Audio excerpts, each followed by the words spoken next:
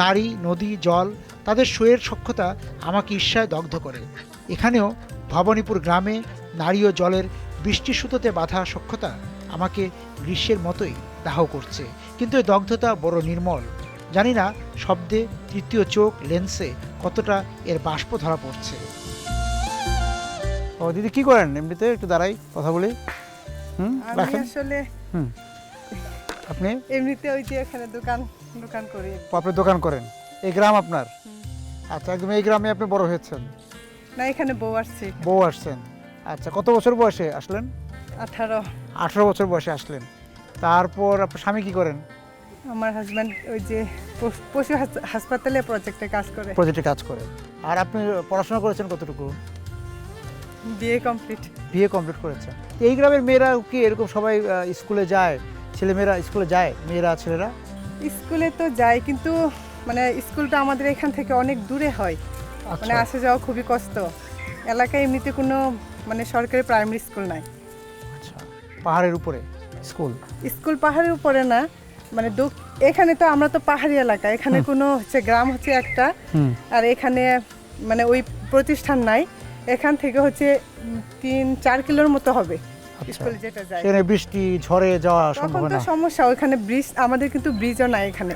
বর্ষাকালে স্কুলে যাওয়া একদম বাচ্চা। তাহলে এখানে কি এই যে ছেলেমেয়েরা ঠিকমতো পড়ছে, মানে ওই ড্রপ আউট আছে, মানে কিছু দূর বর্ষাকালে তো যাওয়াই যায় না বেশিরভাগ। অনেকে পড়ালেখা ছেড়েও দিয়েছে? হ্যাঁ, ছেড়ে দিছে। আচ্ছা, তারপর এখানে বাল্য বিবাহ আছে? বাল্য বিবাহ তো হয়। আর এমনিতে এই যে স্বাস্থ্যের কি অবস্থা, চিকিৎসা? এখান থেকে তো স্বাস্থ্য বলতে দুর্গাপুরে আমাদের গিয়ে চিকিৎসা করতে হয়। আচ্ছা, এই নদী পার হয়ে যেতে হয়। এই ভবানীপুর গ্রামে এমনিতে এখন হাজং, গারো সবাই মিলে কেমন আছেন আপনারা? এলাকার হচ্ছে কর্মসংস্থান একটু কষ্ট, আবার স্কুলে যাতায়াত তো কষ্টই, আবার রাস্তা তো আমাদের কাজের অভাব। এলাকার মানুষের রোজগার কি? রোজগার বলতে এমনিতে মানে দিনমজুরি করে বেশিরভাগ। মূলত অন্যের জমিতে কাজ করাটাই হলো, মানে শ্রমিক হিসাবে কাজ করে সবাই। পাখিদের মিছিল খুঁজে যে জলের সমাবেশ, সেখানে ফটো তুমি, ফটো ফুল নন্দিনীর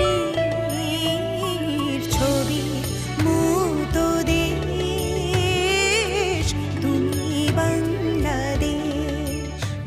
নেত্রকোনার দিগন্তের দেয়াল, মেঘালয়ের পাহাড়। দিগন্ত ছুতে হলে বোরো ধানের সবুজ আচ্ছাদন পেরিয়ে যেতে হবে, কিন্তু কাঁটাতার পেরিয়ে দিগন্তকে ছুঁই কি করে? মেঠো পথ ধরে কিংবা ফসলের আইল ধরে তবুও হেঁটে যায়। মনে দ্রোহ, আইল ভাঙ্গার, কাঁটাতার মুক্ত গোলক গড়ান।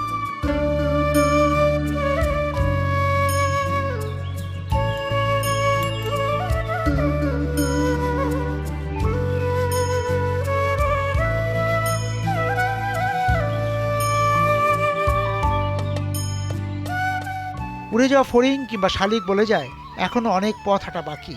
মনের দ্রোহ পথ হারায় কোনো বনফুল দেখিয়ে, কিংবা ওই দূরে কাটা বোরো ধানের ঘ্রাণ পেয়ে ফিরি চলতি যাপনে। কাউবাড়ি নদী পাড়ের গ্রাম ভরতপুর। এই গ্রামের মানুষের হাড়ি যেন সুখে টইটম্বুর। কি অবস্থা আপনাদের? ভালো আছেন? মোটামুটি কেন, মানে খুব ভালো না? খুব ভালো নয়, যে তো পানির সমস্যা হয়েছিল, ওই জন্য। পানির সমস্যা মানে কি? ওই যে নদীর পানি পানি কি ওই যে পাহাড় থেকে ঢল নেমেছে? এটা হলো ভারত থেকে ঝর্ণা আসে, এই ঝর্ণাগুলি ছড়ার আকারে আসে এবং বড় বড় এই মানে ছড়া হয়, ছোট ছড়া হয়। এইগুলি আমরা যখন বুড়ো আবাদ করি, এটা আমরা এলাকা ভিত্তিক একটা বাঁধ দিই, বাঁধটা এই পানিটা আটকায়, এই পানিটা পুরা মাঠ আমরা এই বুড়ো চাষ করি। তখন ভারতে প্রচুর বৃষ্টি হয়, বৃষ্টি হওয়ার পরে নদীটা কিন্তু ব্যাপক পানি হওয়ার পর নদীর পার ভাঙ্গা আমাদের এলাকায় কিন্তু প্লাবিত হয়, অনেকের ঘর বাড়ি। কিন্তু এবারে ধানের কি অবস্থা? এবার ধানের খবর কি? এবার ধান কি ক্ষতিগ্রস্ত হয়েছে? না, এবার ধান ক্ষতি হয়নি।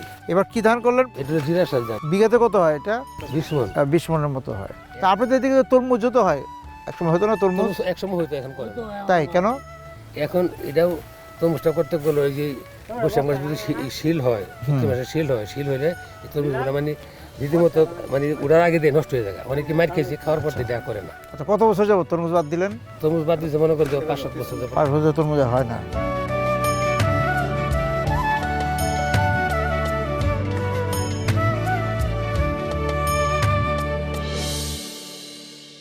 চলো